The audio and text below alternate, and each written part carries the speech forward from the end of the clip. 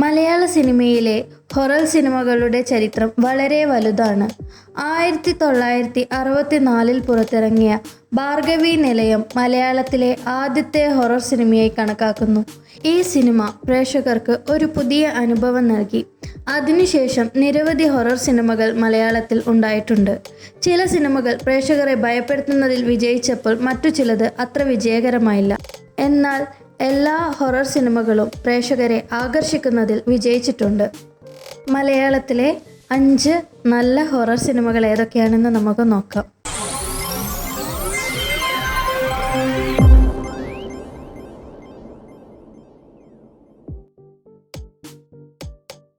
ദീപു കരുണാകരൻ തിരക്കഥ എഴുതി സംവിധാനം ചെയ്ത സിനിമയാണ് വിൻ്റർ. 2009 ഈ സിനിമ തിയേറ്ററിലെത്തിയത്. ജയറാം, ഭാവന ഇവരൊക്കെയാണ് ഈ സിനിമയിലെ പ്രധാന കഥാപാത്രങ്ങൾ. ഹൈദരാബാദിലെ റാമോജി ഫിലിം സിറ്റിയിൽ തന്നെ പൂർണ്ണമായും ചിത്രീകരിച്ച ആദ്യ മലയാള ചിത്രമാണ്. പ്രശസ്ത സംഗീത സംവിധായകൻ MG രാധാകൃഷ്ണൻ്റെ മകൻ MR രാജകൃഷ്ണനാണ് ചിത്രത്തിൻ്റെ സംഗീത സംവിധാനം നിർവഹിച്ചിരിക്കുന്നത്. ജയലക്ഷ്മി ഫിലിംസിൻ്റെ ബാനറിൽ K രാധാകൃഷ്ണനാണ് ചിത്രം നിർമ്മിച്ചത്. രഘുനാഥ് പാലേരിയുടെ തിരക്കഥയിൽ സിബി മലയിൽ സംവിധാനം ചെയ്ത് 2000 റിലീസായ സിനിമയാണ് ദേവദൂതൻ. അവാർഡ് ജേതാവായ വിശാൽ കൃഷ്ണമൂർത്തി ഒരു സംഗീത സംവിധാനത്തിന് വേണ്ടി താൻ മുമ്പ് പഠിച്ച കോളേജിലേക്ക് മടങ്ങുന്നതിനെക്കുറിച്ചാണ് ഈ സിനിമ. വർഷങ്ങൾക്ക് മുമ്പ് 7 ബെൽസ് എന്ന സംരക്ഷിത സംഗീതോപകരണം വായിച്ചു എന്നാരോപിച്ച് മാഡം ആഞ്ചലീന ഇഗ്നീഷ്യസ് അദ്ദേഹത്തെ സ്കൂളിൽ നിന്നും പുറത്താക്കുന്നു. കാലങ്ങൾക്ക് ശേഷം അദ്ദേഹം ആ കോളേജിൽ വന്നിട്ടും അതേ മ്യൂസിക് അദ്ദേഹത്തെ വീണ്ടും വേട്ടയാടുകയും അദ്ദേഹം വായിച്ചതായി വീണ്ടും ആഞ്ചലീന ആരോപിക്കുകയും ചെയ്യുന്നു. അതിനുശേഷമുണ്ടാവുന്ന പല മിസ്റ്റീരിയസ് ആയിട്ടുള്ള സംഭവ വികാസങ്ങളും അതിനെതിരെ നടത്തുന്ന അന്വേഷണവും 7 ബെൽസ് മ്യൂസിക്കിൻ്റെ നിഗൂഢത പരിഹരിക്കുകയും ചെയ്യുന്നു. ഇതിലെ ഗാനങ്ങളും അഭിനയവും പ്രശംസിക്കപ്പെട്ടു എങ്കിലും സിനിമ അത്രത്തോളം വിജയിച്ചിരുന്നില്ല. എങ്കിലും ഇന്നും ജനമനസ്സുകളിൽ ഏറ്റവും പ്രിയപ്പെട്ട ഒരു സിനിമ തന്നെയാണ് ദേവദൂതൻ. രാഹുൽ സദാശിവൻ, ശ്രീകുമാർ ശ്രേയസ് ഇവർ കൂടെ തിരക്കഥ എഴുതി രാഹുൽ സദാശിവൻ സംവിധാനം ചെയ്ത് 2022 റിലീസായ സിനിമയാണ് ഭൂതകാലം. ഷൈൻ നിഗം, രേവതി, സൈജു കുറുപ്പ് ഇവരൊക്കെയാണ് ഈ സിനിമയിലെ പ്രധാന കഥാപാത്രം. ശബ്ദം കൊണ്ടും അവതരണം കൊണ്ടും ശരിക്കും ആളുകളെ ഭീതിയിലാക്കുന്ന ഒരു സിനിമ തന്നെയാണ് ഭൂതകാലം. ഹൊറർ സിനിമ കാണുന്ന ആളാണെങ്കിൽ ഒരിക്കലെങ്കിലും ഈ സിനിമ കണ്ടു നോക്കണം.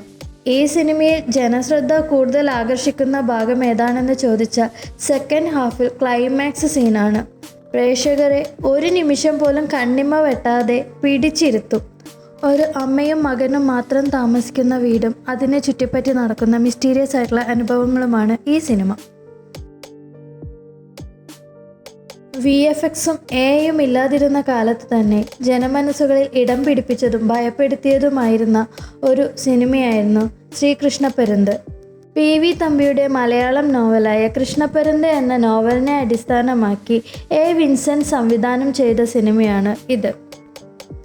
മോഹൻലാൽ, ബിന്ദു, പവിത്ര, ജഗതി ശ്രീകുമാർ ഇവരൊക്കെയാണ് ഈ സിനിമയിലെ പ്രധാന കഥാപാത്രങ്ങൾ. ഒരു തികഞ്ഞ തെമ്മാടിയായ കുമാരൻ ഒരു ഭക്തസന്യാസിയായി മാറുന്നതും അയാൾക്ക് അനുഭവിക്കേണ്ടി വരുന്ന പ്രലോഭനങ്ങളുമാണ് ഈ കഥ. അന്നും ഇന്നും ജനമനസ്സുകളിൽ ഇടം പിടിച്ചൊരു സിനിമ തന്നെയാണ് ശ്രീകൃഷ്ണപരുന്ത്.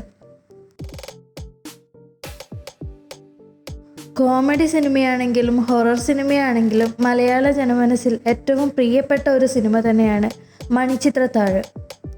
1993 ഫാസിൽ സംവിധാനം ചെയ്ത മോഹൻലാൽ, സുരേഷ് ഗോപി, ശോഭന, തിലകൻ, നെടുമുടി വേണു, ഇന്നസെൻ്റ്, വിനയപ്രസാദ്, KPSC ലളിത, ശ്രീധർ, സുധീഷ് കുമാർ എന്നിവരൊക്കെയാണ് ഈ സിനിമയിലെ പ്രധാന കഥാപാത്രങ്ങൾ. മധ്യ തിരുവിതാംകൂറിൽ ഉൾപ്പെടുന്ന മുട്ടം എന്ന സ്ഥലത്ത് സ്ഥിതി ചെയ്യുന്ന ആലമ്മൂട്ടിൽ തറവാട്ടിൽ സംഭവിച്ച ഒരു യഥാർത്ഥ ജീവിത ദുരന്തത്തിൽ നിന്നാണ് ഈ കഥ പ്രചോദനം ഉൾക്കൊണ്ടിരിക്കുന്നത്. ആലമ്മൂട്ടിൽ സ്വത്തിൻ്റെ അവകാശിയും വീട്ടുജോലിക്കാരിയായ പെൺകുട്ടിയും അക്കാലത്തിൽ കേരളത്തിൽ നിലനിന്നിരുന്ന മരുമക്കത്തായ സമ്പ്രദായത്തിൽ എഴുതിത്തള്ളപ്പെട്ട ശേഷം മരുമകൻ കൊലപ്പെടുത്തി. ഈ കൊലപാതകം നിരവധി പ്രാദേശിക ഇതിഹാസങ്ങൾക്ക് കാരണമായി. അത് സിനിമയുടെ അടിസ്ഥാനമായി വർത്തിക്കുന്നു.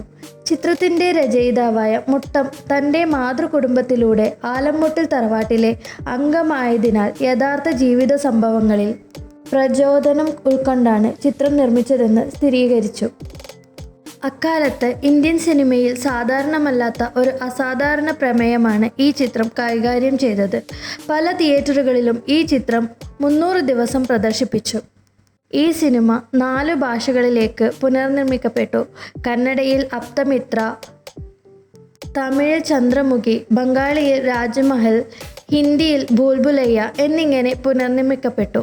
ഇവയെല്ലാം വാണിജ്യപരമായി വിജയിച്ചു. ഫാസിൽ യഥാർത്ഥ തിരക്കഥയുടെ രചയിതാവായി പട്ടികപ്പെടുത്താൻ തുടങ്ങിയപ്പോൾ മധു റീമേക്കുകളുടെ ഏക എഴുത്തുകാരനായി അംഗീകരിക്കപ്പെട്ടു. പ്രിയദർശൻ സംവിധാനം ചെയ്ത് മോഹൻലാൽ ഡോക്ടർ സണ്ണി ജോസഫ് എന്ന കഥാപാത്രത്തെ അവതരിപ്പിച്ചുകൊണ്ട് 2013 പുറത്തിറങ്ങിയ ഒരു സ്പീൻ ഓഫ് ആണ് ഗീതാഞ്ജലി. മലയാള സിനിമയിലെ ഏറ്റവും മികച്ച ചിത്രങ്ങളിലൊന്നായി നിരവധി നിരൂപകർ മണിച്ചിത്രത്താഴ് കണക്കാക്കുന്നു. റിലീസ് ചെയ്ത വർഷങ്ങൾക്ക് ശേഷം ഒരു ആരാധനാ കേന്ദ്രമായി ഇത് കണക്കാക്കപ്പെടുന്നു. ഇന്ത്യൻ സിനിമയിലെ ഏറ്റവും മികച്ച സൈക്കോളജിക്കൽ ഹൊറർ ത്രില്ലറുകളിൽ ഒന്നായി ഇത് കണക്കാക്കപ്പെടുന്നു. ഇന്ത്യൻ സിനിമയിലെ 70 ഐക്കോണിക് സിനിമകളിൽ പട്ടികപ്പെടുത്തി ഡിജിറ്റലായി പുനർനിർമ്മിച്ച 4K ഡോൾബി അറ്റ്മോസ് പതിപ്പ് മണിച്ചിത്രത്താഴ് 2024 ഓഗസ്റ്റ് 17 തിയേറ്ററുകളിൽ പുറത്തിറങ്ങി. ഇതൊക്കെയാണ് എനിക്കറിയാവുന്ന മലയാളത്തിലെ പഴയകാല 5 ഹൊറർ സിനിമകൾ. ഇതല്ലാതെ നിങ്ങൾക്കറിയാവുന്ന ബെസ്റ്റ് ഹൊറർ പടമുണ്ടെങ്കിൽ കമൻറ്റ് ചെയ്യുക. അഭിപ്രായങ്ങളും നിർദ്ദേശങ്ങളും കമൻറ്റുകളായിട്ട് അറിയിക്കുക.